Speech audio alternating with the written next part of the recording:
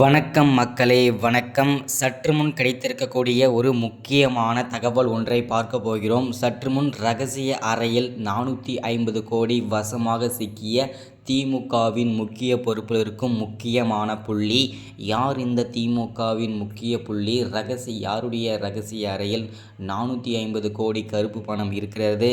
யாரை இதை மாட்டிவிட்டது அமலாக்கத்துறையிடம்? இதனால் முதல்வர் ஸ்டாலின் பேரதிர்ச்சியில் உறைந்து போயிருக்கிறார். இதை பற்றின தெளிவான துல்லியமான விளக்கத்தை பார்க்க போகிறோம். அதற்கு முன்பு நமது சேனலுக்கு நீங்கள் புதிய பார்வையாளராக இருப்பதற்கு வாய்ப்புகள் நிறையவே இருக்கிறது. முடிஞ்ச அளவுக்கு மறக்காமல் சப்ஸ்கிரைப் பண்ணிடுங்க. சப்ஸ்கிரைப் பண்ண உடனேயே பக்கத்திலே ஒரு பெல் பட்டன் வந்துடும். அதை கிளிக் பண்ணி ஆல்ன்ற ஆப்ஷனில் போட்டு வச்சுக்கோங்க. தொடர்ந்து நம்ம வீடியோ போட்டோம்னா உங்களுக்கு நோட்டிஃபிகேஷன் வந்துடும். அதை பார்த்து நீங்கள் தெரிஞ்சுக்கலாம். இன்றைக்கி என்ன அரசியல் நியூஸ், இன்றைக்கி என்ன அரசியல் அப்டேட்ன்றதை தெளிவாகவும் துல்லியமாகவும் தெரிஞ்சுக்கலாம். அது மட்டும் இல்லாமல் வீடியோ பார்க்குற எல்லாரும் வீடியோவுக்கு மறக்காமல் லைக் பண்ணுங்கள், மறக்காமல் ஷேர் பண்ணுங்கள் ஒவ்வொருத்தருக்கும். ஓகே, வாங்க வீடியோக்குள்ளே போகலாம். சற்று முன்பு கிடைக்கப்பட்டிருக்கக்கூடிய ஒரு முக்கியமான பரபரப்பான அதிர்ச்சிகரமான சோகமான செய்தி அப்படின்னு கூட சொல்லலாம் திமுகவை பொறுத்த வரைக்கும். ஏன்னா கடந்த ஒரு 3-4 மாதங்களாகவே திமுகவுக்கு பெரும் கவலைக்கிடமான ஆட்சி அப்படின்னு கூட சொல்லலாம். ஏன்னா பல்வேறு துறை அமைச்சர்கள் பல்வேறு விதமான சர்ச்சைகளை சிக்கிட்டு வந்துட்டுருக்காங்க.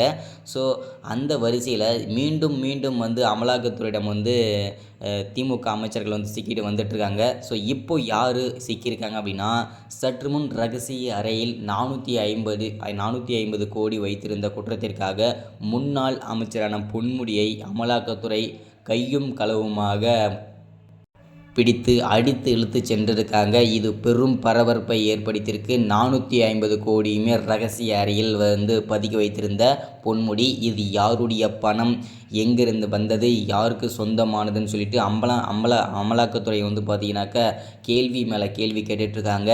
அவர் லைட்டாக கசிந்திருக்காரு யாருடைய பணம்ன்றதை. அது முதல்வர் ஸ்டாலினோட பணம் தான் அப்படின்றதையும் தெளிவாக உறுதிப்படுத்தியிருக்காங்க. ஸோ இதுக்கு முன்னாடியே நம்ம சொல்லியிருக்கோம், முதல்வர் ஸ்டாலினோட வலது கை யார் அப்படின்னு பார்த்தீங்கன்னாக்கா வேறு யாரும் இல்லைங்க, இப்போ சர்ச்சையில் சிக்கியிருக்க பொன்முடி அவர்கள் தான் அவருடைய வலது கை அப்படின்னு சொல்கிறாங்க. அது மட்டும் இல்லாமல் பாதி சொத்துக்களுக்கும் மேலே பினாமின்னு கூட சொல்கிறாங்க பொன்முடி அவர்களை. ஸோ தற்போது அமலாக்கத்துறையிடம் கையும் களவுமாக சிக்கியிருக்கிறது பொன்முடி அவர்கள். முன்னாள் அமைச்சராக இருந்தவர்.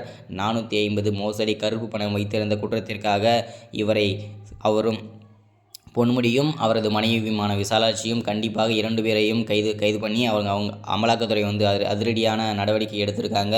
அதிரடியாக அரெஸ்ட் பண்ணிட்டாங்க. ஸோ அடுத்தடுத்து என்ன நடக்கும்ன்றதை அடுத்த வீடியோவில் தொடர்ச்சியாக பார்க்கலாம். ஸோ இதுதான் இந்த வீடியோவில் அப்டேட்டாக கொடுத்துருக்கேன். மறக்காமல் சப்ஸ்கிரைப் பண்ணுங்கள், லைக் பண்ணுங்கள், ஷேர் பண்ணுங்கள். தொடர்ச்சியாக பார்க்கலாம். தேங்க்யூ.